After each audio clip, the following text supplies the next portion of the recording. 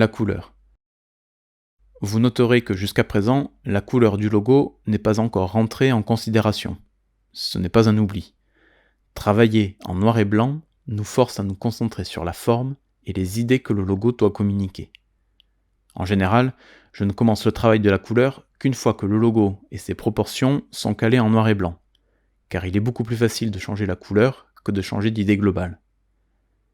Gardez bien en tête que vous allez devoir présenter et livrer votre logo sous diverses déclinaisons, de positionnement, horizontal, vertical, mais aussi de couleurs, pour assurer une lisibilité optimale pour les arrière-plans sombres et clairs.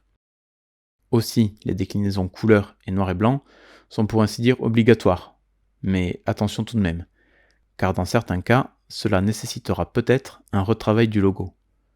Comme dans le cas du logo de la première ligue, où la version noir et blanc n'est pas exactement la même que la version couleur. Vous noterez en effet le contour du lion qui a dû être redessiné. Pour ce qui est du choix de la couleur, là aussi faites plusieurs essais. Et si, pour ainsi dire, vous avez carte blanche, n'hésitez pas à vous référer au chapitre consacré à la symbolique des couleurs. Cela vous aidera peut-être à choisir une couleur. Vous pouvez également utiliser des dégradés de couleurs pour vos logos. Mais attention tout de même à voir l'utilisation principale du logo, car dans certains procédés d'impression, le dégradé de couleur n'est pas géré. Il faut obligatoirement un aplat de couleur. Enfin, pour l'impression et dans certains cas, il vous sera peut-être demandé votre logo en couleur Pantone.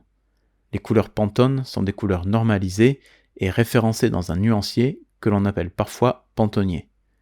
Le système de couleurs Pantone facilite la comparaison, l'identification et l'impression des couleurs avec une extrême précision, contrairement à du CMJN plus classique qui peut différer selon le calibrage des écrans ou des machines.